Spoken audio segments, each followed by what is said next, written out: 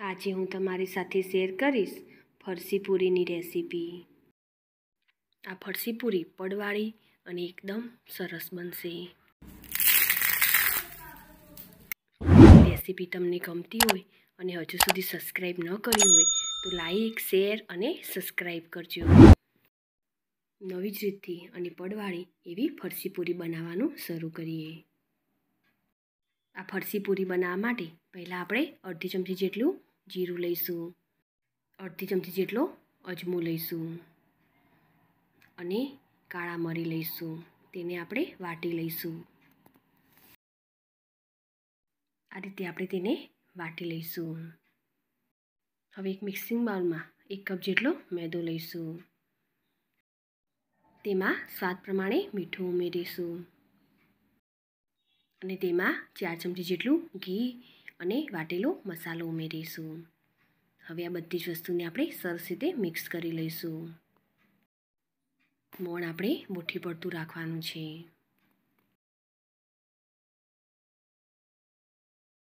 આ રીતે આપણે મુઠ્ઠી પડતું મોણ રાખીશું।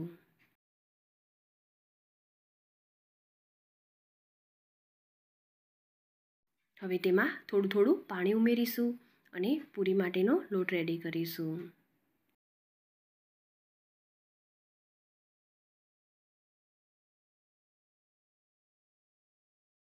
લોટ સરસ એવો બંધાઈ ગયો છે।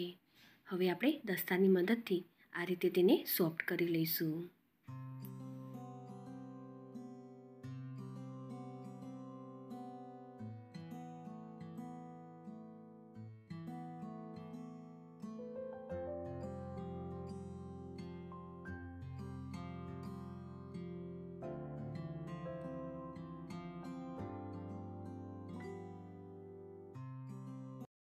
હવે તેને ઢાંકીને 5 થી 10 મિનિટ માટે તેને રેસ્ટ આપીશું। હવે આપણે સાટો બનાવી લઈશું। તો 2 ચમચી જેટલો કોર્નફ્લોર લઈશું અને તેમાં 3 ચમચી જેટલું ઘી ઉમેરીશું અને સરસ રીતે તેને મિક્સ કરી દઈશું।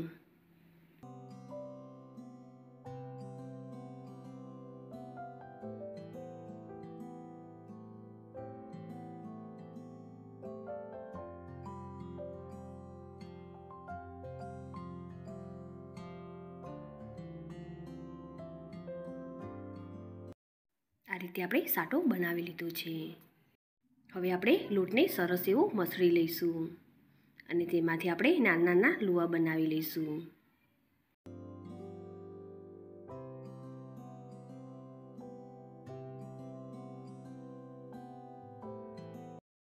આ રીતે બધા જ લુવાને રેડી કરીશું।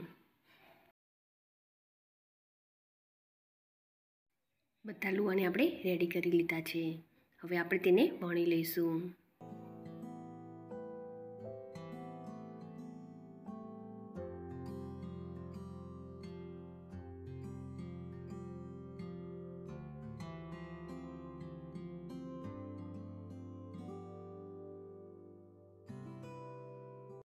મીડિયમ સાઇઝની પૂરીને આપણે વણી લઈશું। હવે તેના ઉપર આપણે સાટો લગાવી લઈશું।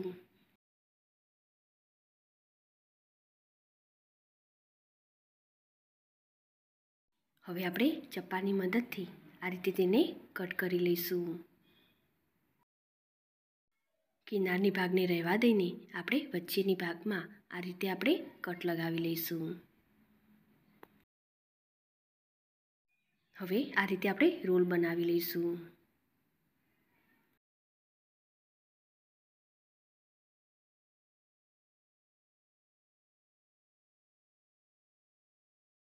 આ રીતે વાળી લીધા પછી આપણે તેને આ રીતે ફરી ગોળ વાળી લઈશું અને તેનો આ રીતે લુવો બનાવી લઈશું અને હવે તેને આપણે હલકા હાથે વણી લઈશું।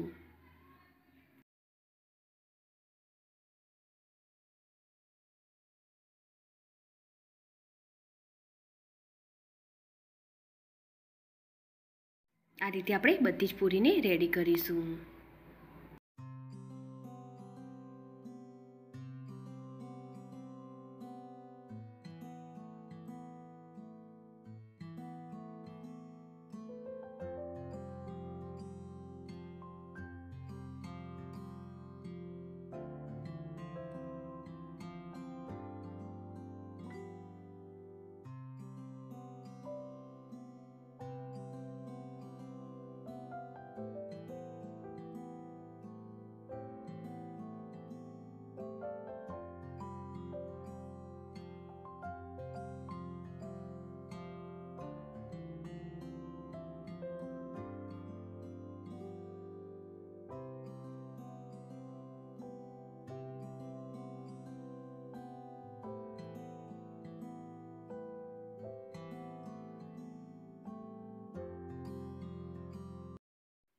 બધી જ પૂરીને આપણે આ રીતે વણીને તૈયાર કરી છે. હવે આપણે તેને તળી લઈશું. તેલ ગરમ થાય એટલે આપણે લોથી મીડિયમ ફ્લેમ પર આપણે તેને તળી લઈશું.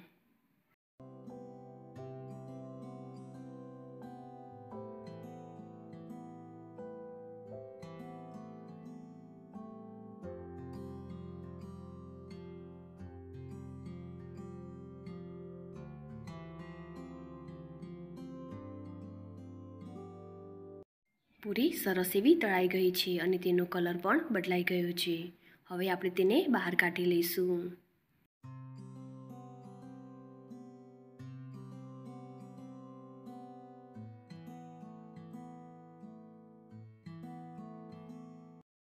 આ જ રીતે આપણે બીજી પૂરીને પણ તળી લઈશું.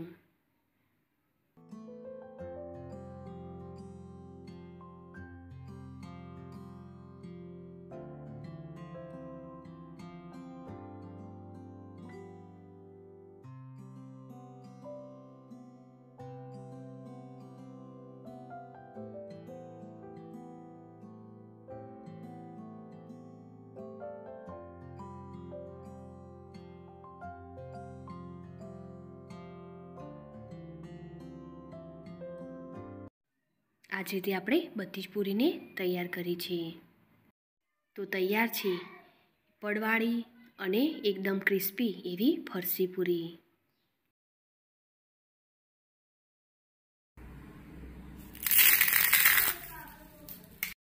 આ પૂરીને આપણે તોડીને જોઈએ તો એકદમ સરસ બની છે.